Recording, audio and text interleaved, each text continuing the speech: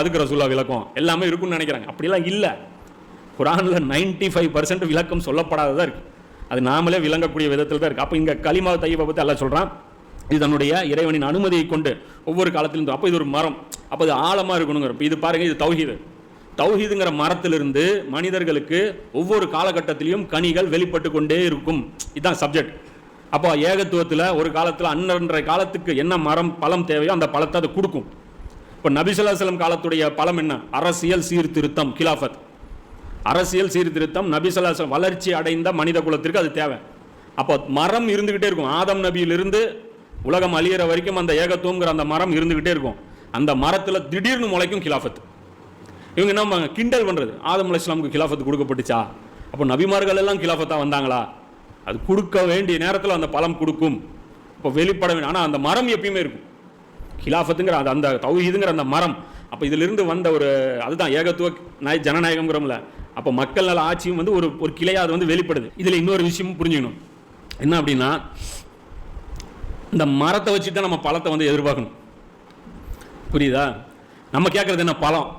இஸ்லாமிய ஆட்சியில் பெண்களுக்கு வந்து வன்கொடுமை நடக்காது, அதே மாதிரி இங்கே நடக்கணுமா? எது? குஃப்ருடைய ஆட்சியில் அதை எதிர்பார்ப்போம். கிடைக்கும். எப்படி கிடைக்கும்? பழம் அது மராது. நீ அதை அந்த இஸ்லாமிய ஆட்சி நபி ஸல்லல்லாஹு அலைஹி வஸல்லம் நட்டு வச்ச மரத்துடைய ஒரு பழம் என்ன? வறுமை ஒழிப்பு, விபச்சார ஒழிப்பு, மது ஒழிப்பு, தீமைகள் ஒழிப்பு, நன்மைகள் எளிதாவது. இது எல்லாமே ரசூலா நட்டு வச்ச மரத்துடைய பழம். அந்த பழம் வேணும், நீ மரம் வைக்கணும். மரமே வைக்காம வெறும் பழம் வேணும், வராது. புரியுதா இல்லையா? புரியலையா?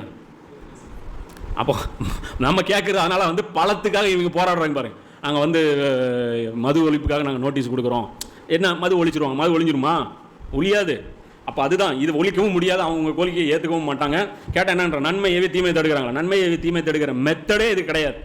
அது முதல்ல புரிஞ்சுக்கணும். இது கெட்ட மரம் நீங்கள் வச்சிருக்கீங்க, அது கெட்ட கனிகளைத்தான் வெளிப்படுத்திக்கிட்டே இருக்கும். அல்லாஹ் சொல்கிறான், கலிமாவே கபீசா, அசுத்தமான கொள்கை. அது ரெண்டு பிரிக்கிறான்ல, சுத்தமான மரம், அசுத்தமான மரம். கலிமாவே தையீபா, கலிமாவே கபீசா. அசுத்தமான வாக்கியத்திற்கு உதாரணம் கெட்ட மரமாகும். பூமியில் மேல் பாகத்திலிருந்து அதன் வேர் பிடுங்கப்பட்டிருக்கும், அதற்கு நிலைத்து நிற்கும் தன்மையும் இல்லை.